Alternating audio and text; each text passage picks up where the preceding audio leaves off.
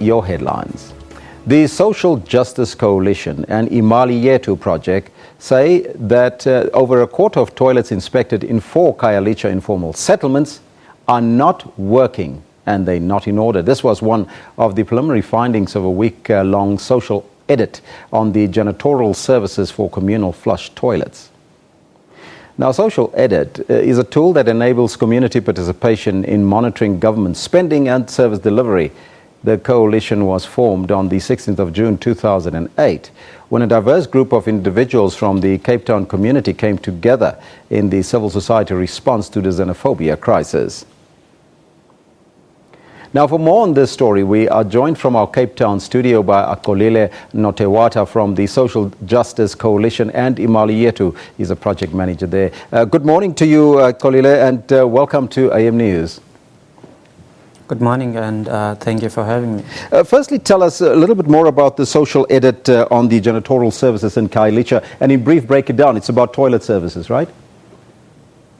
Yeah, well, the social audit is a tool that we've started to use as an organization in order to promote active citizenship and also to give residents the responsibility of monitoring services on the ground, of monitoring spending by government, and to make sure that those services are improved. We started conducting social audits in 2013. So far, this social audit was our 3rd social audit that we conducted this year.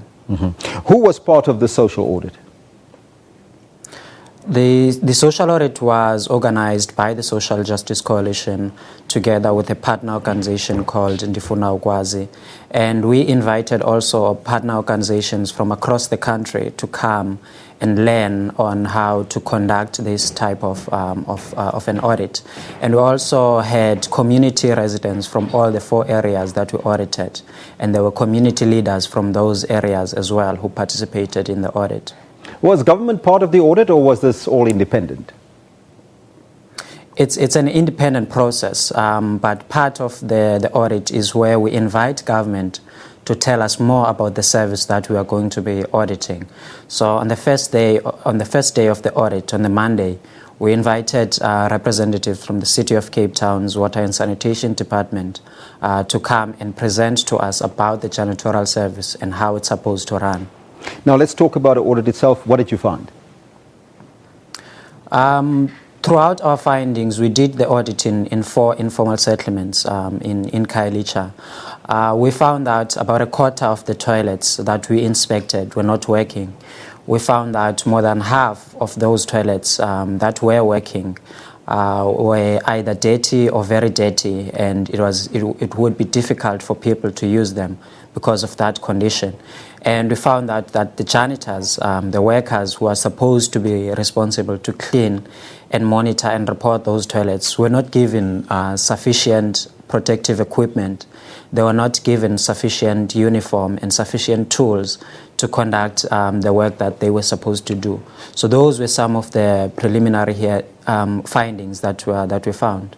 Now, we understand that community members also gave testimonies of their experience with these toilets. Can you share with us some of the testimonies that stood out for you? Well, I think most of the testimonies were speaking to what we provided as our findings. One of the testimony from a janitor, from an ex-janitor, someone who worked in this service, was that they worked without being inoculated, without being injected, so that could protect them from health risks.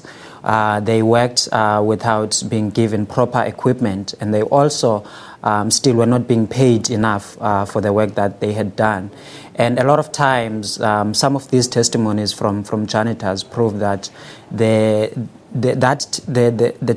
tends to be a tension between the workers and the communities, because the workers are there and they are being paid, but the residents in these communities don't see any improvement in the work that they do.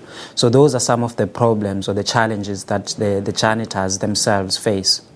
Now, when we talk about cleaning, and I just want us to break this down, there's 2 parts of cleaning. One would be personal cleaning, when you clean up after yourself, and there would be cleaning from the janitorial service.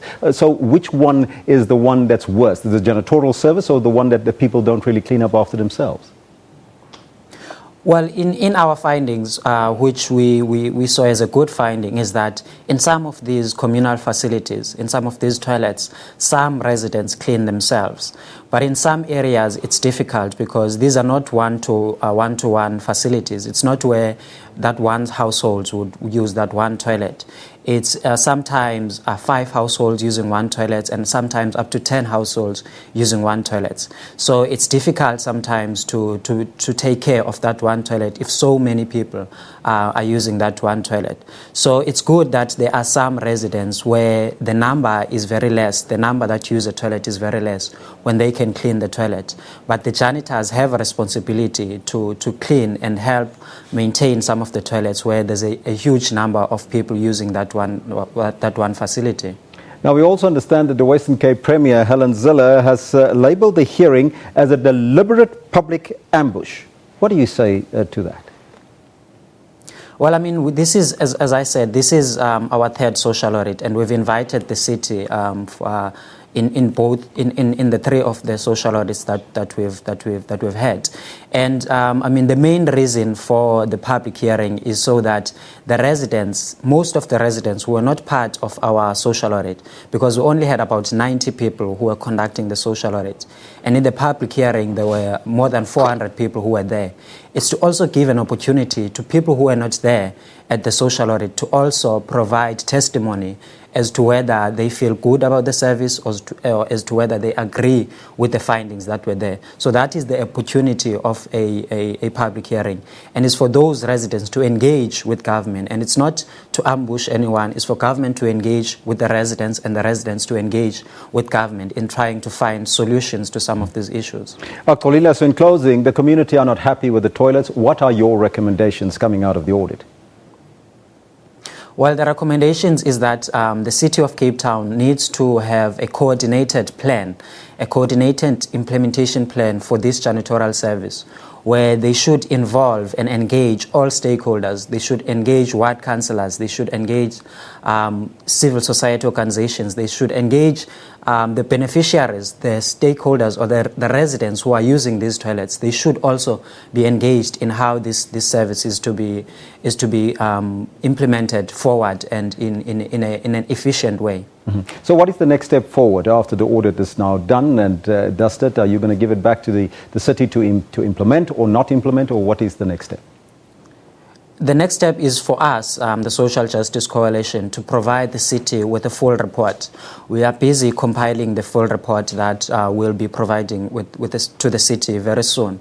And after that, that's where we're going to follow up. And in the public hearing, we had an agreement that after we had provided the city with the report, we need to come back in the next 3 months to go and present back to the community as to what the challenges are in going further and what has the city improved on what have we improved on in the service in going forward. Khayelitsha, thank you so much for joining us here on AM News. Thank you very much for giving me the time. That was Khayelitsha Notiwata from the Social Justice Coalition and Imali Yethu, and he's a project manager there.